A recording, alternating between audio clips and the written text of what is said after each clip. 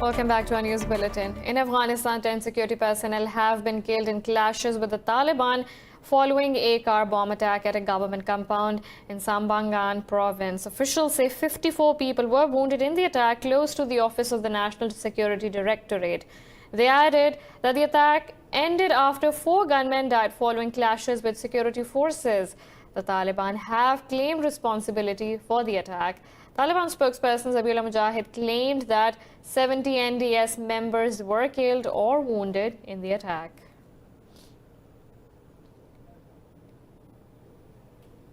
Meanwhile, people of Jammu and Kashmir living at both sides of the line of control are observing the 89th Kashmir Martyrs' Day today.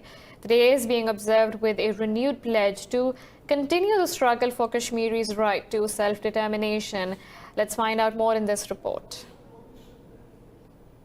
As the Kashmiri freedom struggle in the face of Indian tyranny continues under New Delhi's illegal annexation, the Kashmir Martyrs' Day reminds the world of almost a century of sacrifices by the resilient people of the occupied valley. On the 13th of July 1931, 22 brave Muslims protested against the oppression of Dogra regime and were martyred outside Srinagar in cold blood. After abrogation of the Article 370 in December 2019, the Indian government dropped Kashmir Martyrs' Day from its list of public holidays for 2020. Instead, New Delhi added October 26th to the list to be observed as the Accession Day, which was in fact the day of occupation of Jammu and Kashmir. The All Parties Hurriyat Conference has called for a complete strike in the valley to observe the day. Veteran Kashmiri politician Syed Ali Gilani says the people of occupied Kashmir have not and will not submit to Indian oppression. Now, in his message on Kashmir Martyrs' Day, Pakistan's Prime Minister Imran Khan said the day is not far when Kashmir will be liberated from the clutches of illegal Indian occupation. Prime Minister Khan said, "We salute Kashmiris for their continued struggle against the barbaric occupation of Jammu and Kashmir." Khan said the martyrs of July 13, 1931 were the forefathers of today's Kashmiri resistance movement. He said Kashmiris continue to valiantly fight and defy a Hindutva supremacist regime. The Prime Minister said Pakistan has always remained in its support for the Kashmiri right to self-determination and will continue to do so. Protest rallies were also held in front of the Indian High Commission in Islamabad and across Pakistan.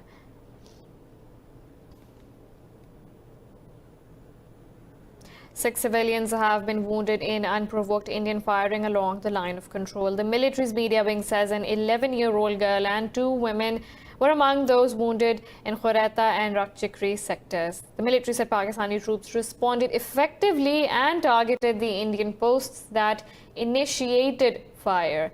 The Foreign Office says India has committed more than 1,600 ceasefire violations in the year 2020. Spokesperson Aisha Faruqi said 13 civilians have been martyred so far. She called Indian actions along the line of control a threat to regional peace and stability. In another news, Yemen's Houthi rebels have claimed hitting multiple Saudi facilities in a large-scale operation. Houthi spokesperson Yahya Sarai says military and oil installations in Jizan, Najran and Asir regions were targeted with ballistic missiles and drones. Sarai said dozens of military officials were killed and wounded in the raid on Tawaween camp in Marib. He said the operation was a response to Saudi-led coalition's aggression in Hajj province, which killed 10 people. Meanwhile, Riyadh says it shot down 2 Houthi ballistic missiles and 6 drones launched from Yemen towards Saudi Arabia. Coalition spokesperson Colonel Turki al-Malki said the attack targeted citizens and civilian infrastructure. Iraq's military says 5 ISIS fighters and 2 security personnel were killed in a raid on a militant's hideout near Baghdad. In a statement, the military said the fighters were killed in a land and air-backed operation by the Iraqi forces and the US-led coalition. The military said an Iraqi force affiliated with the intelligence service struck ISIS targets in a village southwest of Baghdad. It said the troops backed by an international coalition drone killed 4 suicide bombers, while the 5th blew himself up. ISIS gained full control in Mosul, Saladin and Anbar provinces and seized territories in Diyala and Kirkuk provinces in 2014. But Iraqi security forces managed to regain control in subsequent years. In Hong Kong, hundreds of thousands of people have voted in pro-democracy primaries despite warnings that doing so may breach a new security law. The two-day vote will determine the opposition candidates for September's elections to the Legislative Council. Organizers set a target of 170,000 voters across the weekend, but officials said more than 600,000 people took part. Long queues formed, with people voting via their mobile phones after having their identities verified.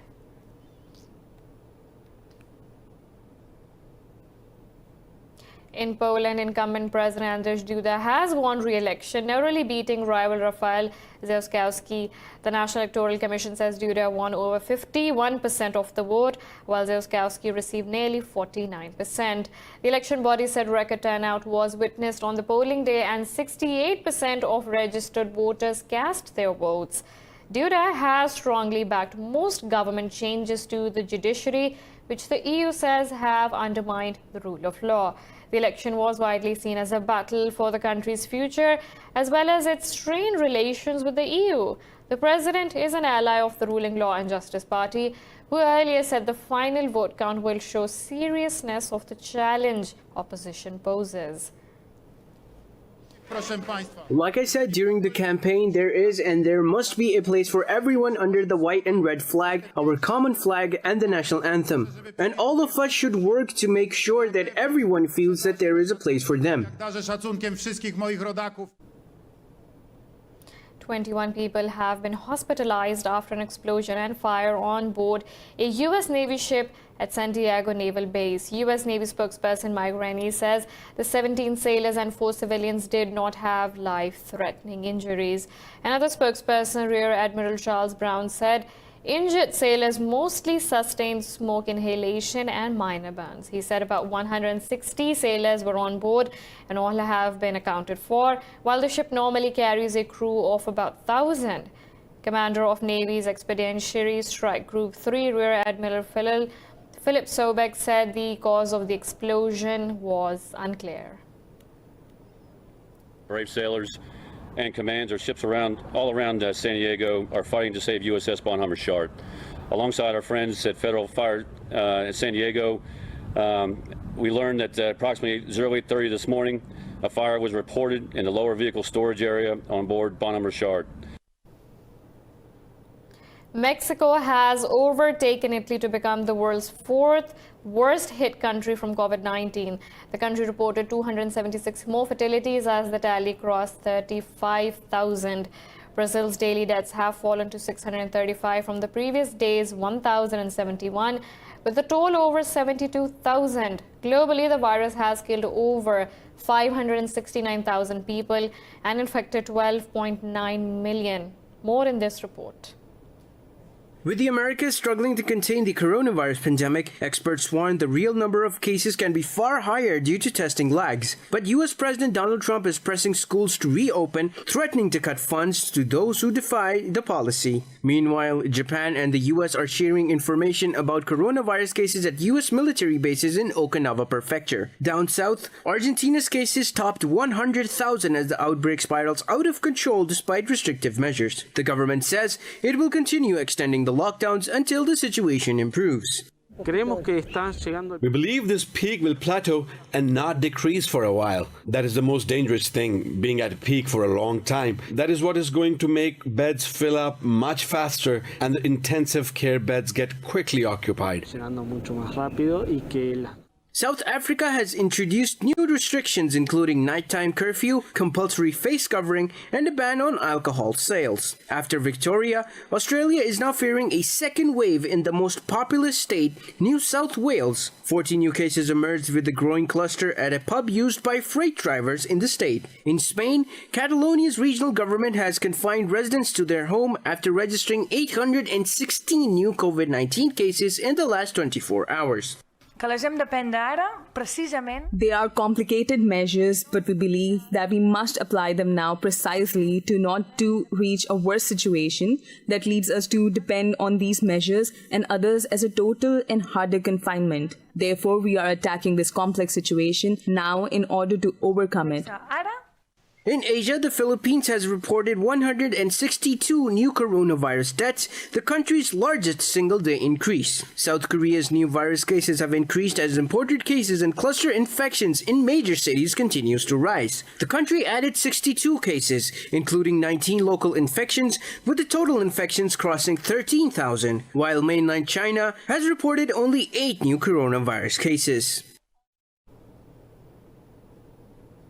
Meanwhile, in Pakistan, another 69 people have died of COVID-19 in the past 24 hours, with the death toll rising to 5,266. The Ministry of Health says 2,769 new cases were detected, with the tally crossing 251,000. The ministry said nearly 162,000 people have recovered from the virus so far. Officials said some 1,800 patients are critically ill, while there are over 84,000 active cases in the country. The province of Sindh is worst hit by the virus with over 105,000 infections, while Punjab has reported more than 87,000 cases.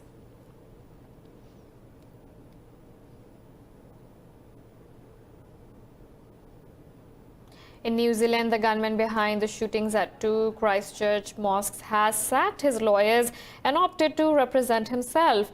This has raised fears that Tarrant will use a sentencing hearing next month to promote his white supremacist views. At a pre-sentencing hearing, High Court Judge Cameron Mander allowed Tarrant's lawyers to withdraw from proceedings at the request of their client, but the judge ordered standby counsel to be available next month in case Tarrant changes his mind. Australian national Brenton Tarrant will be sentenced on August 24th on 51 murder convictions, 40 of attempted murder and 1 of terrorism. He has pleaded guilty to the charges. We're now taking a short break, but stay tuned for more news. Welcome back. In Nigeria, 22 people have been killed in armed attacks on some villages of the Kaduna state. Police say many others have been wounded and kidnapped in the Zangon-Kataf area.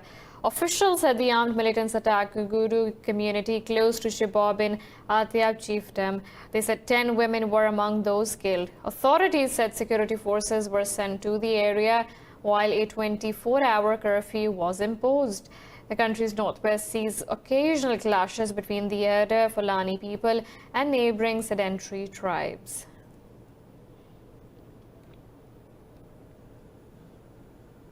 The foreign ministers of Libya and Italy have discussed ways to deal with irregular migration in a telephone conversation. Spokesman of Libya's foreign ministry, Mohammed Al-Kablawi, said the two leaders also discussed measures taken by Tripoli on the issue.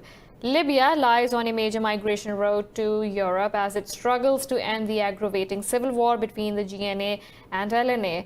Earlier, the country's President Fayez al-Sarraj attended the opening ceremony of an immigration coordination center in Malta.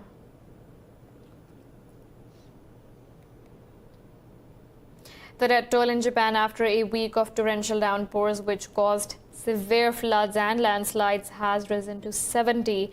State media said there are 13 people still missing. The Fire and Disaster Management Agency says at least 12,600 homes and buildings in 20 prefectures have been destroyed, damaged or flooded. Meteorological officials said further heavy rains are expected over the next 2 days and some regions may receive up to 12 inches of rain. State media said Prime Minister Shinzo Abe will visit flood-affected areas in Kumamoto Prefecture today. The southern island of Kyushu has been battered by heavy rains for more than a week. American actress and wife of Hollywood heartthrob John Travolta, Kelly Preston, has died at the age of 57. She battled breast cancer for nearly 2 years. Preston is famous for her roles in blockbusters such as Jerry Maguire and Twins. Preston met Travolta in 1988 when they appeared together in a film called The Experts and married on September 5, 1991 in Paris. Would actually bring her girlfriends over to have me do Shapiro. I loved it so much. She was so entertained by my interpretation that she one day woke me up and said, "Come on, do Robert for them." So, oh gosh, honey, I'm.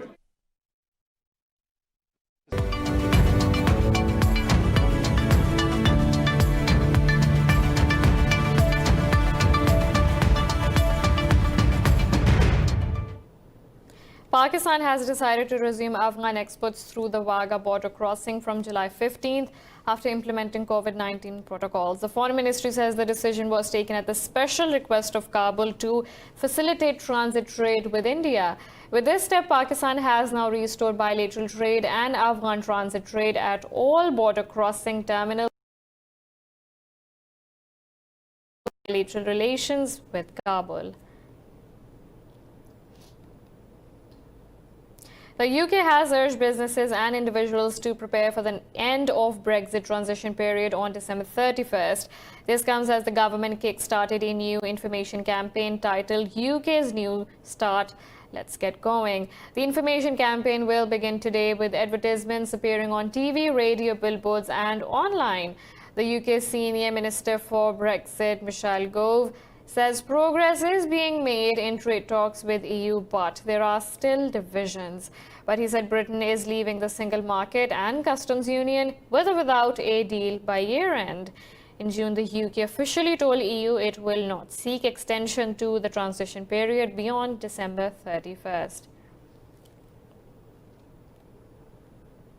In Libya, the National Oil Corporation has accused the UAE of instructing Khalifa Haftar's eastern forces to disrupt the country's oil output and exports. It referred to a recent comment by Haftar, who said output will continue to be interrupted if certain conditions are not met. The corporation said it has reimposed force measures on oil exports to limit its responsibilities arising from agreements. It alleged the instructions to halt oil production, which came from UAE, to Haftar's forces. The NOC said the act was disappointing and urged the UN Security Council to call those responsible to account. Libya, with the largest oil reserves in Africa, can produce 1.2 million barrels of crude oil per day. European stock markets have advanced despite surging COVID-19 cases in some parts of the world. The regional stocks are witnessing fresh rally as investors approach quarterly and yearly earnings season. Frankfurt's DAX is trading nearly 1% higher. London's FTSE 100 has gained nearly 1% after G4S stocks jumped nearly 9%. CAC 40 in Paris is also gaining ground to surge nearly 0.5%. In Asia, Nikkei 225 led the gains, closing over 2% higher. Seoul's Kospi and China's Shanghai Composite gained over 1.5% each. Meanwhile, international benchmark Brent crude has lost over 1% despite recovery in global oil demand.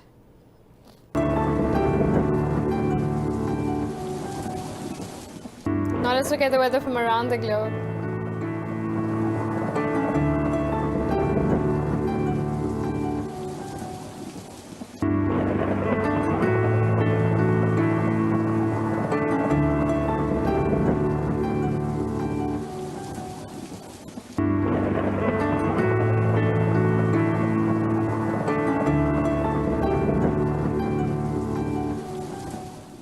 This is all for now. For the latest updates, you can follow us on social media at indus.news.